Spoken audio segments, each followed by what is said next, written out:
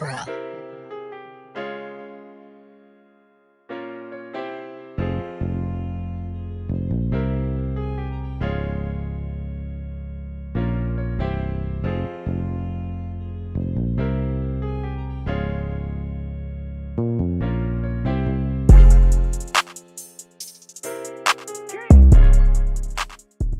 Okay, this is Tristan again with Rewrite Innovations. This is my video of my pontoon restoration, makeover, redo, the whole nine. Everything from the ramp up, beams, wood, the whole nine. So today what I'll be doing is doing a carpet. I forgot my phone stand. Don't know where I put it at. Can't quite find it. That's what I'm actively looking for now, but hopefully I'll find it before I start recording me actually doing the floors. So what I want to start off with was the things that you'll need. Of course, medium tech paint rollers, 3/8, the actual roller. The pan is not necessarily needed, nor is a small roller. I just brought it in a kit because it was a pretty nice price. Cutting board used to get out all the rougher areas, smoothing out the carpet and stuff. So once you get the glue laid and the carpet on it, you'll rub it across it flat, and then you'll go back and hold it up and just kind of use the edges to try to push all the air bubbles out to the edge. The drill bits is actually because I got my case in, which I said is going to hold all my electric over hydraulic brake stuff. Batteries, because I use nothing but power tools. Ryobi, of course. I went and got a blower because I found out that I just keep sweeping and I never quite get all the dust off of it. The sander, just in case I miss some spots, not really needed. The drill's not needed. Staple gun. Once you're through with the carpet, you'll staple the edges down to hold it steady. Make sure it doesn't do any shifting. Of course, staples. These are pretty long. I'm not going to use those, so I got some 3/8, quarter inch, sorry about that. That way I don't have to worry about anything sticking up or not sitting good. And a blade to cut your excess carpet off. The marine glue, of course. Regular broom, just to sweep the deck and then go over with a blower. This stick I'm going to use for the roller, and a stiff bristle broom. Again, like soon as you finish laying out the carpet, you can actually use this to initially air out your, spaces and gaps and stuff. And of course, my flooring. I want to wait till I get it out there to show you guys what type it is, but it is from pontoonstuff.com once again. And of course, White Claw. And stay tuned. I'm gonna try to find the stand and get you guys there with me as I record, as I build. Thanks. Okay, so starting off, I'm gonna go through and give the deck a good sweeping. Just sweeping, real quick sweeping, then I'm gonna go over with the blower. I use this blower instead of the big blower because it's a lot easier to deal with, a lot easier to move around, and as well as this one actually get a lot faster. This one get up to 100 miles per hour. I may be incorrect. The other one may get up to 160. I may have read that wrong. But I thought this was a little faster, but it's a lot more handier. So let me go with a bigger battery.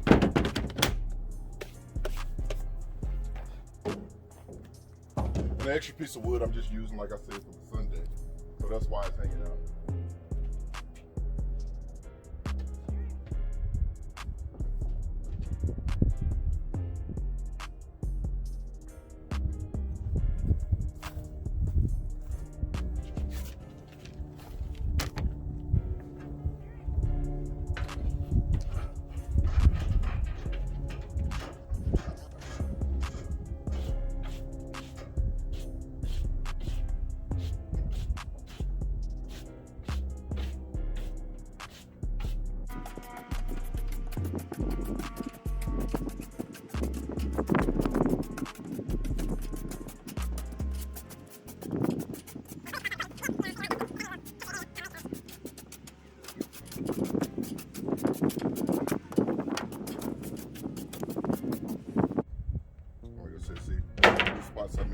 all sandy.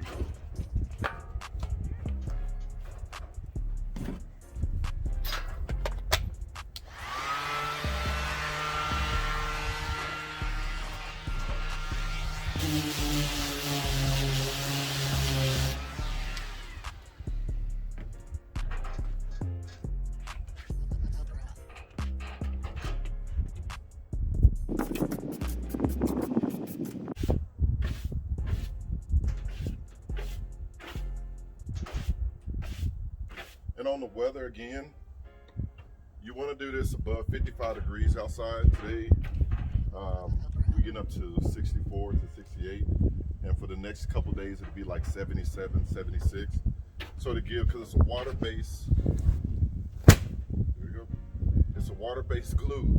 So it needs to evaporate and kind of soak into the wood and soak into the matting to actually stick.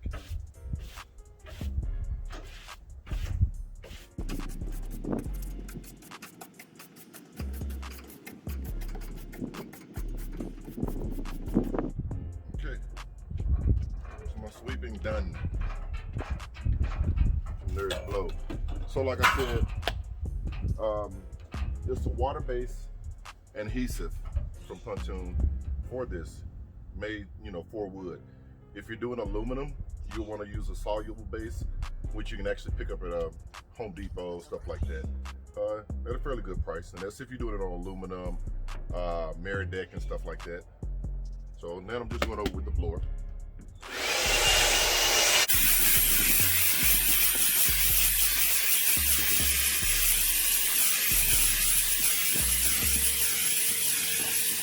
Never quite get all the dust off, so pretty sure the little dust that I can't, you know, that's not really, shouldn't affect it. Shouldn't affect it. I'll say that. I'm not gonna say it won't.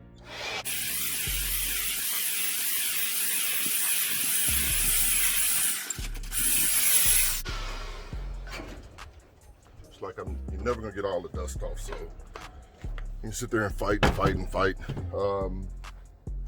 And the glue, when putting down the carpet, you want to do it half the deck at a time. It takes 10 to 20 minutes to set, and since I got this direct sun, it's probably going to set pretty quick on me, or start getting tacky pretty quick on me.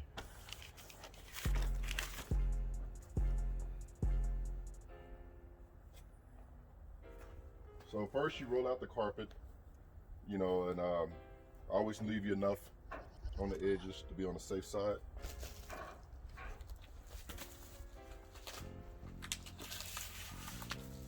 Again, always easier with two people.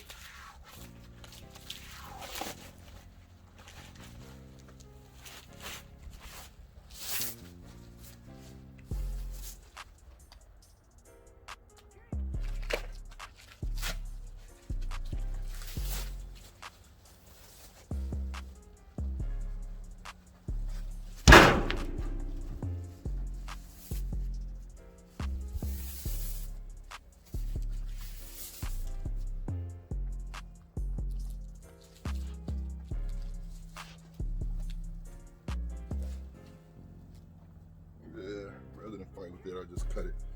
Be careful cutting it though, don't go through it.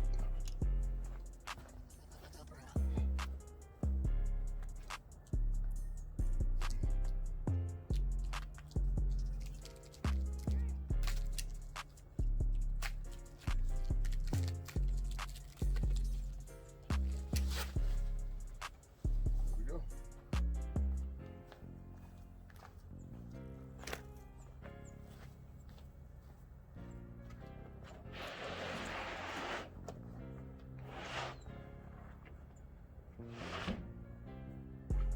Because I want to cut the front, I'm going to roll from the back forward.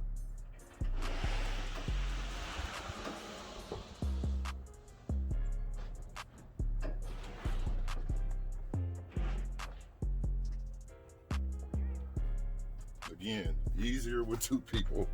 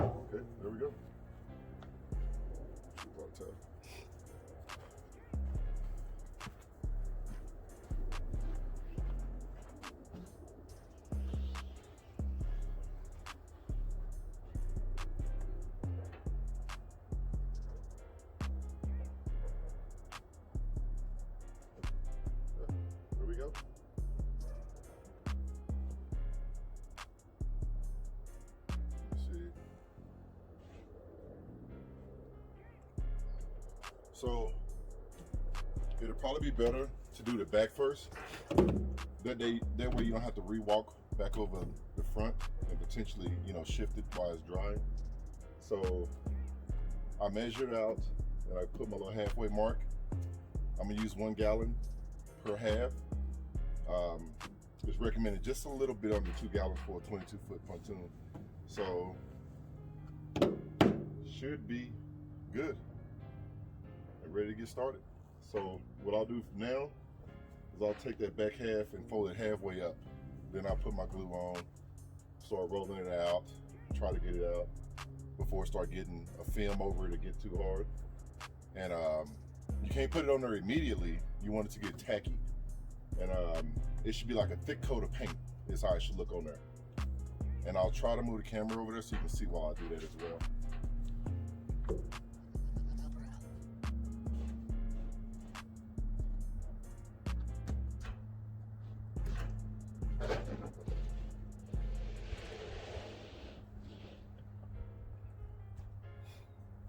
Again, if you can get an extra person, do it. Because you don't have a lot of space. Cause I got 8.6 instead of an 8-foot. So they don't give you a lot. They probably give you like barely an inch. And that's not on both sides, inch total. So I'm like looking at a 1/4 inch or up to almost a 1/2 inch on each side.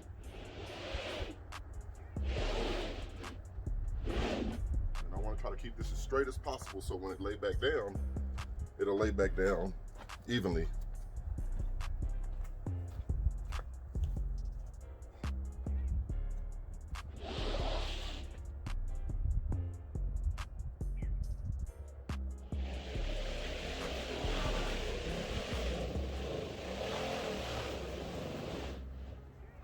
When I begin to roll, I'll just roll from here. My halfway mark is right here, so I just have to come a little bit further down.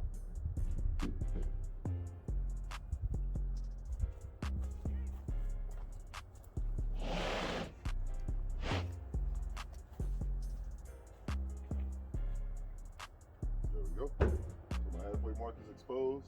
I see some little particles up there. I'm gonna go through and blow those off. And we'll be ready to start.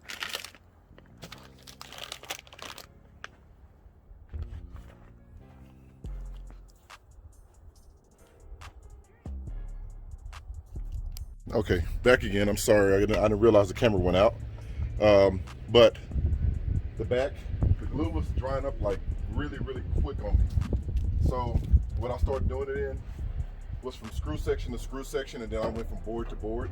I thought when it go oblique, that it was good. No, that means that it got the film and that it's pretty much done for at that point. So I guess with this direct sun on it, it's tacking up pretty quick and it's moving past tack and going film very fast. So right now, I laid that down back there. This section up here is already starting to clear out. This is already stuck on, so this is the last little section right here.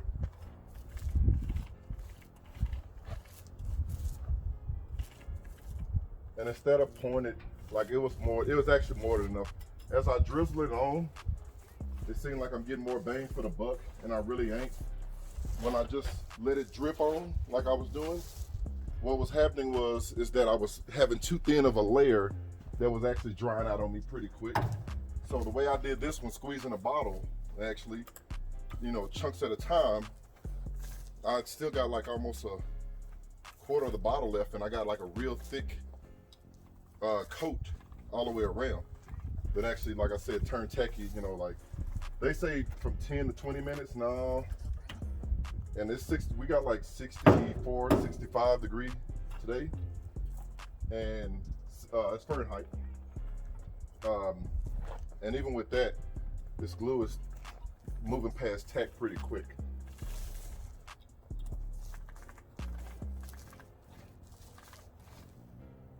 See, that's already tacky, and I barely laid that down.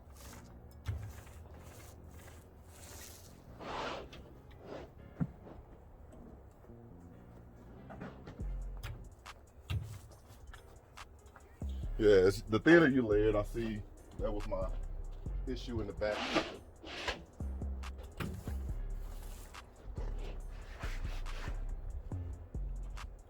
And so I'll let this front up here, I'll hit it a little bit more. It's like already drying right there. Hit it a little bit more, and then get on there with the cutting board. Yeah, I got like a quarter of a bottle left. And I mean, that's with a thick layer of this stuff.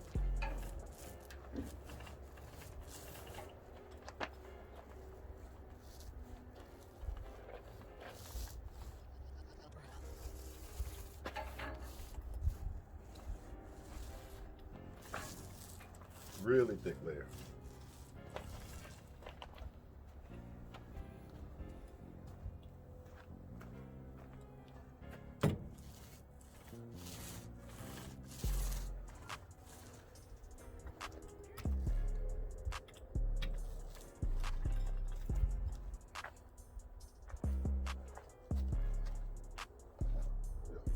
Like I say, as I'm putting it down, it's tacking up just that quick.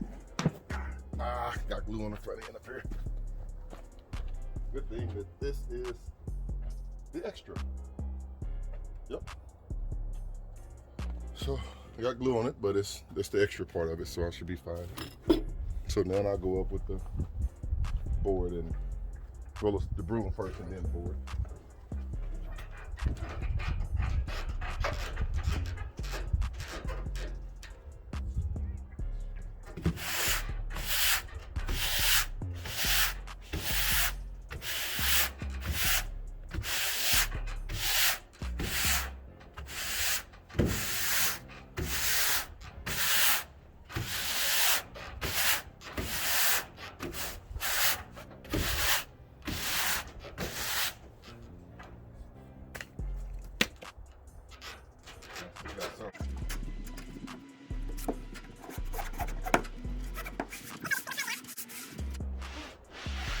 I should have got I wanted to get a, what do they call that thing? Solder roller?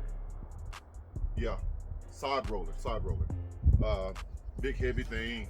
I think that would have just been a couple goes. I think it's like $43 to rent at Home Depot or Lowe's. 54 at Lowe's.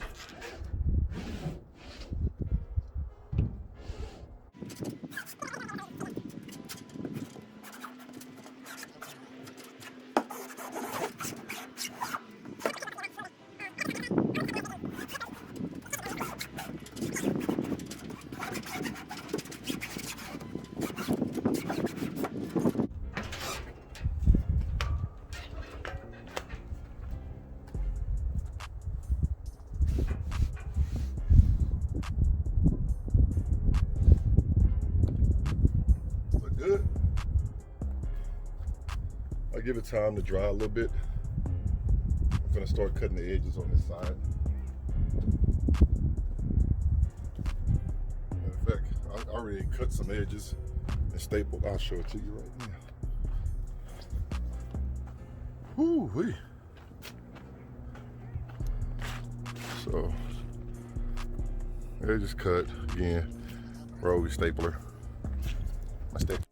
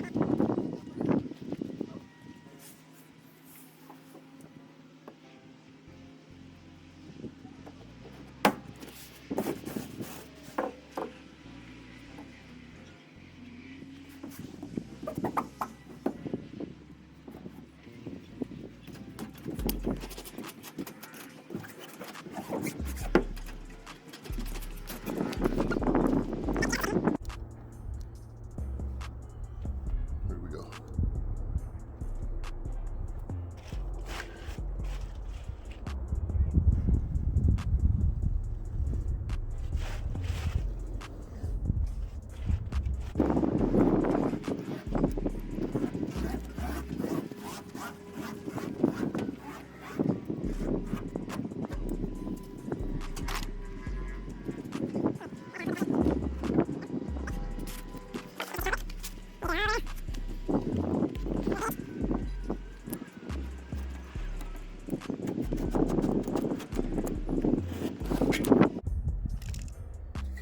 And snap a little stapling.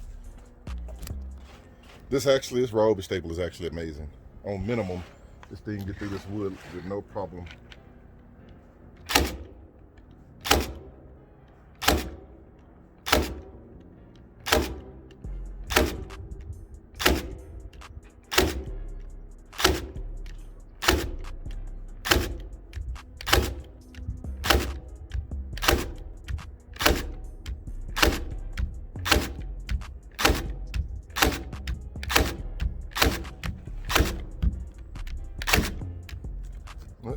Staples.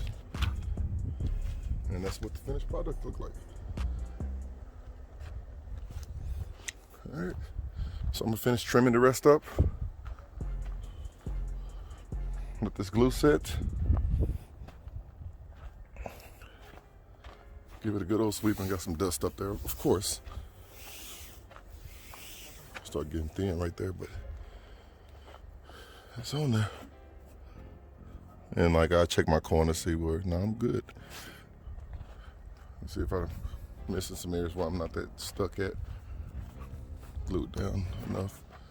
But, so this is the vinyl woven vinyl. I love the teak, don't get me wrong. I like superly love the teak wood, love it. But everyone is doing the teak, everyone. And then the teak don't really offer enough looks to it, in my opinion. So if it was teak and it had, you know, like you planking floors in your house, whether pergo or whatever, you know how like the lines where the wood ends offsets? I feel like if that was done, it would be a lot nicer look. It would be more of a teak wood look, more of an authentic look. I've always liked it, of course, because of the look, you know, but it's just wasn't, like, I've seen it on a lot of boats, and again, it looked amazing. Josh did it. Once again, the guy with Pontoon Restoration, I should have looked up his name, but he did it. They look good. It's just, you know, it didn't pop. It didn't stand out. And even with the seats they got, I feel like these darker marks inside this weave would actually set those parts off. Even if you went with the premium seats with Pontoon stuff, that gray, or I mean, you know, classic or premium, the dark gray, I believe it's dark gray, would actually really set off in here. Like it would, like that would actually be amazing. I don't want to go with the premium or the classic. I want something to look a lot more luxury, because I'm actually going out and trying to knock South Bay out the water when it comes to this remake of this Pontoon. So I want something that looks a lot more luxury, you know. So I'm, like I said, I'm still looking, and I'm gonna see which route I go. Even if I go buy seats from a dealer that they actually put on their Pontoon, I do want to put a deck on the back, not a deck, seating, like a lounge seat that actually faces out toward the back. I kept measuring, I did everything under the sun, and I just couldn't come up with a feasible plan to do it, especially with the gas tank up top. I thought I could make the gas tank part of the sectional, but I always end up running into the sectional being in the gas tank. So I think next time I'll probably end up keeping everything in the front, and later on next year do a tear down again in the back only, and only in the back, and redesign the back to be like super lounge, super laid back. But again, this is the flooring. I hope, I kept getting calls and I kept cutting off the video, but I'm really hoping that you guys got the gist of it. So again, the carpet is gonna come with the, well, the vinyl is gonna come with the face side up. You roll it out, get your measurement, cut, leave yourself some slack, and reverse it, fold back, lay it back with the A side up instead of being down.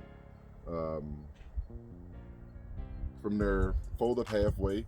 If you have moderate temperature, overcast, you know, I think the sun got the best of me today. And it may not even be the sun, it may just been that I didn't pour out enough adhesive at a time. So I didn't get enough, thick enough layer on it.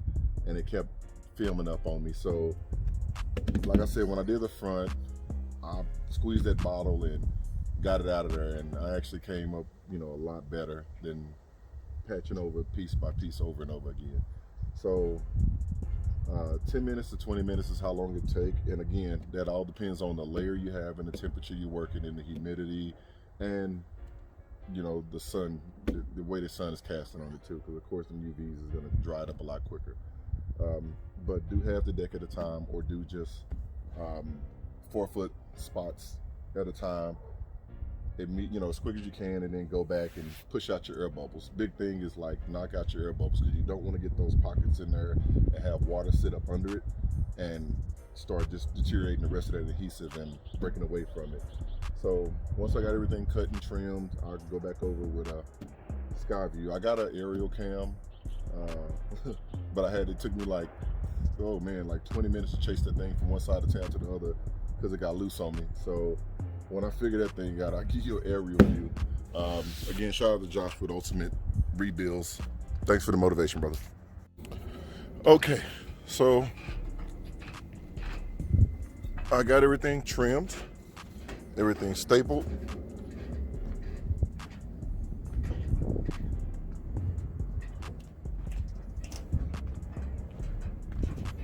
Air bubbles out. Everything looks good. Looks really, really, really, really, really good.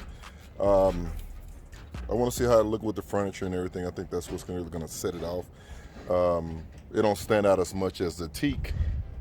And again, it don't stand out as much as the teak before the furniture. I feel like once you put the furniture on, that's when this woven vinyl will stand out, and time will tell and time will show. And like I said, I got a few plans for it that's gonna actually help it stand out like crazy. I want to try to do RGBW lights. I don't really want to stick to any certain color. That way, when I start changing things around, like later down the line, I'm not obligated to a certain color. And one flaw, well, few flaws with this material. Outside of the width, giving you limited amount of space to actually work with, it give you enough. It give you enough, especially if you have two people. One person is not enough on the width to make the job at ease. It's honestly a two-person job, period. The glue, like I said, from 10 to 20 minutes is the time they give you once you start laying it. But of course, once again, the unspoken truth is it really also depends on how heavy you lay your glue. Once I figured that out, it went down like a charm. Edges, everything went down great. The only issue, I already walked barefooted on it. Well, let's before I go to that. So it does hold dust. Let me see, I'm gonna get off and see if you can see that. But it holds dust like crazy. So when you walk on it with shoes and stuff, I'm not sure if you can see that. Now, when I say it holds it, you just see it. With the ease, it wipes off. I'm telling you, like a Swiffer on this thing will work wonders. Like a little cheap rinky-dink 10, 13, however much, I don't know how much Swiffer costs, but a Swiffer on here will actually do the deal. I see a few little fuzzy marks, it seemed like. I'm not sure what that is right at this point. I think once, I'm gonna give it a little time, because it's probably just lint But like I said, a Swiffer over this will, you know, it'll do wonders. It'll clean that right up. Barefooted, that's my true test. So my carpet on mine, I can't really complain as far as the feeling right now, because the carpet on mine was like a matted dog. Like, it was horrible. It was just thin and completely flattened out. Horrible. Oh, sorry about that. Just horrible. So on this, the teak actually has a thicker meal on it. So the mat under it is a lot thicker than what's on this. That probably would, I don't think it would make much of a difference from the teak to this, even though the teak may be like a little softer feel. I think it's a softer feel, but this is a more smoother feel.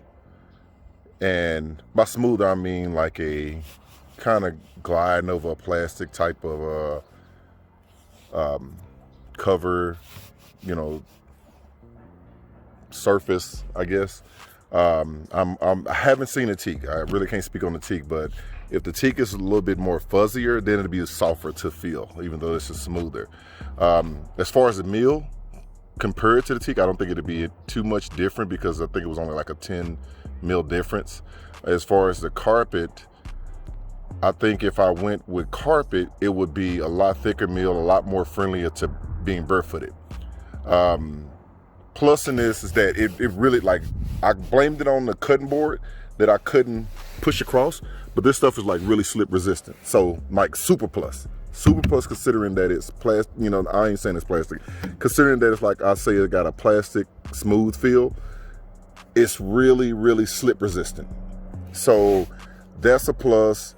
As far as water sitting on it, I think the teak, if it is a cottony type material, fabricy type material, I think you would see those watermarks on that, which, again, if anyone had carpet before, you get those watermarks where you just get, you know, water on the boat, and it just looks horrible. You know, even though it's temporary, it's gonna dry up, it looks horrible. This right here, I think will mask it like no other. I think this right here, you wouldn't even see it. It wouldn't even be a thought.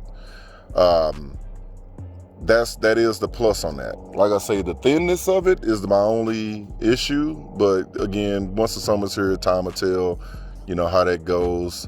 I'm not the type that really just run across the boat, but I got nieces. I got a bunch of nieces. And one of them move around a lot. The other one always cries and falls asleep on the boat. So, I think it'd be fine, but I would have loved it for it to be a little bit more thicker than what it actually is. Other than that, like I said, the way it holds dust, whatever those little, I don't know if you can see it. Let me see if I can't zoom in. Let me see if I can try to get you. But it's like little fuzzy marks, like lint almost. But I'm not sure if the stuff has lint like that. You can't see it in the lights. You can't see it in the light. You can't see it at an angle. But beautiful material, beautiful coloring, beautiful weaving. The way they stitched it, the stitching it has no certain pattern. And believe me, I checked to try to see if I can find a certain pattern. The darker grays in here is what really make this thing stands out. Again, that's what I'm going for is a gray look. I don't know if I want the premium or the classic dark gray on here. I'm gonna try to look for something that's a little lighter gray as far as the seating to put on here. But all in all, the flooring, the carpet, the woven vinyl was actually really easy to put on, you know, despite my challenges that you see through these videos. This is my first time doing that material, or doing actually that type of flooring. So I'm used to help, but this one I'm trying to do by myself to kind of really give the people an example of how it is to get out here and do it on your own, and not having to wait for anyone, not asking yourself not questioning yourself and wondering if you can do it, but knowing that, it's really not as much of a challenge as you think it is. trial and error is a big thing. Trial and error is something you're gonna go through on it. At the end of the day, one person can do pretty much this whole boat. You know, from the ramp, I use a strap to pull it up to hold it steady, and got one bolt in, and I was good to go. The wood, I just lined it up. It was a bunch of running from side to side to side to side. But again, you know, if you want to take, if you want to take the full ownership and have the pride in it, like, hey, you know, you can do it. Fencing, I feel like it's going to be the same thing. One side, lay the trim up here. I'm going to measure the trim out, and I'm actually going to get the trim. I have to cut my trim down because I ordered all 8-foot pieces, and I'm going to send it out to get powder coated, that in the end caps, the corner caps, sorry about that. I'm going to send them out to get powder coated black. So it'll be a transition between black trim, gray card, well, let's go from the side. So it'll be black trim with a gray fencing sitting on top of it with black paneling. The seats will kind of double back, and you know, it depends on what I do. I'm not gonna go black on the seats. Definitely don't want to go black on the seats. I'll probably do like a charcoal or some deeper color. Not trying to go with any specific color, but I want to stay with some type of really lighter shade of black.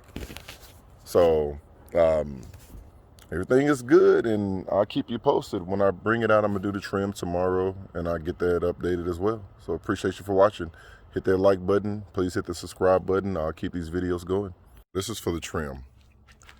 These are a little smaller than my originals, so it's not gonna look good tucked up under it because it's just the way that corner radius is shaped. My original ones kind of groove back into the wood, but these don't do that.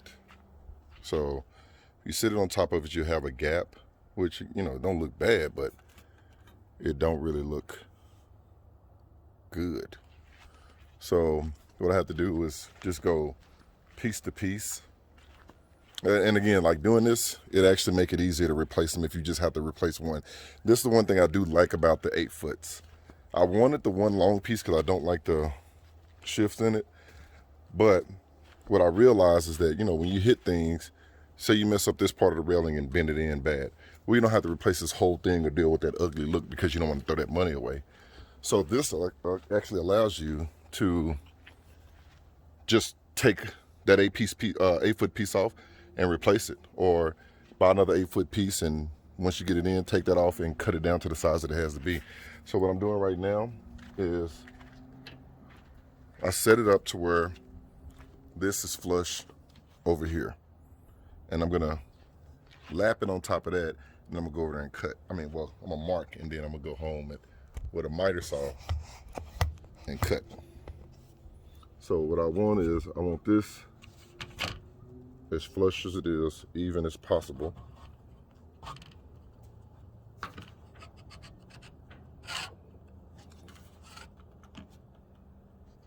That way, my line over there, once I cut it and fit it on here, it'll fit nice and snug. Tuck, snug, wood. So I'm just gonna mark it.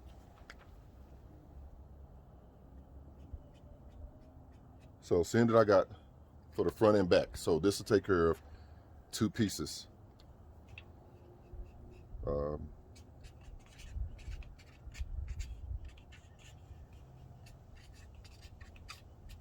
So that'll let me know, because I have another one that's 8. Like I said, I got a 21-foot deck, so it'll be 2 8-foot pieces on the side and then the residual. So I have to go through and do the same measurement for those. So I'll throw this back on because I got what I need from the front now.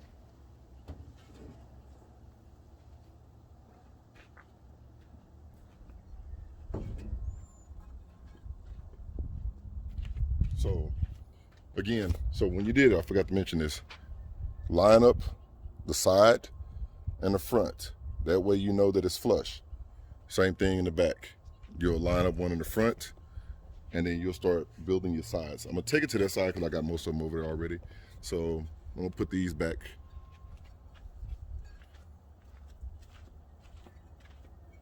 And I was gonna have my shorter end in the middle, but I'd rather just have the short end at the end. So I have that on there. I know that one's up there is good. My middles are lined up. So from there, I'll get another one. I'll bring that one and send it up that way. And I'll put another one back over here in the front just to make sure that I'm even, like I said. And then that'll give me my other two pieces that I have to cut. And once that's done, I'll be sending them out to get them powder coated black or battleship gray, but more than likely black.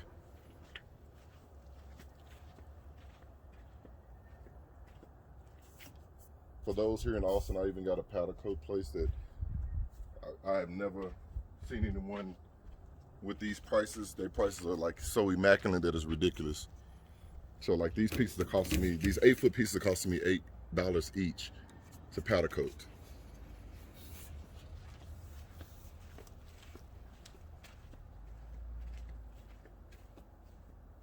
So there's two ways I can do it. The easiest way would just be move this middle piece up. Move the middle piece up.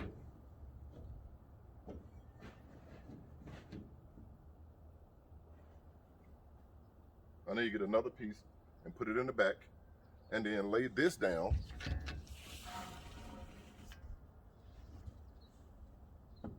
And measure off of that.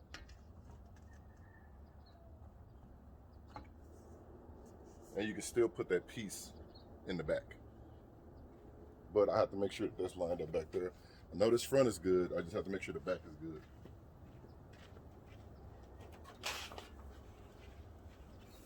And you can use a reciprocating saw, saws off. I'm gonna use a miter saw with aluminum bit. None, whatever.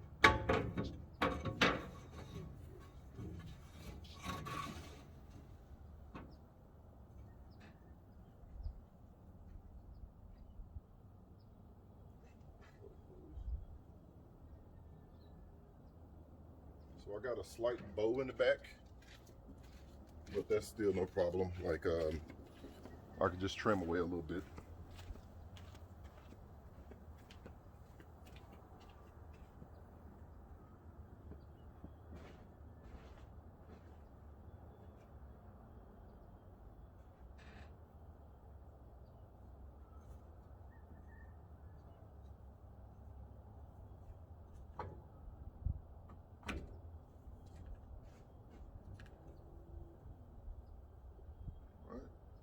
So now I'll go through, line up right here, and I'll make my mark right there. And I can actually get two pieces. I could have saved money, honestly, because I can cut these, so that it'll give me extra in case anything happened. So if I, get off on my measurements, I can just use it as the piece that I messed up on as a reference.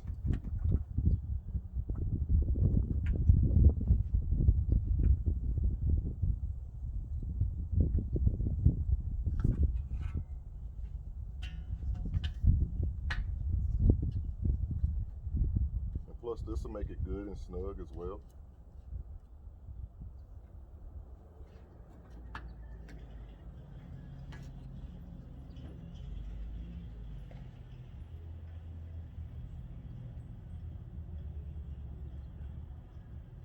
Alrighty.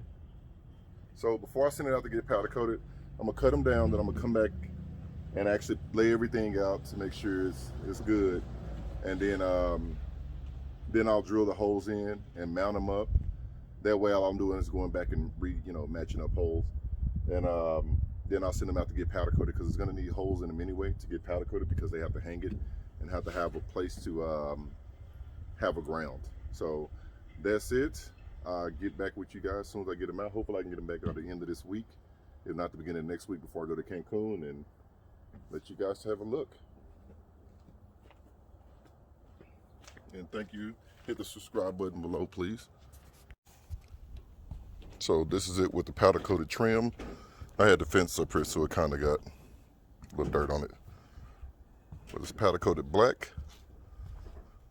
It's matched with the black and gray fence.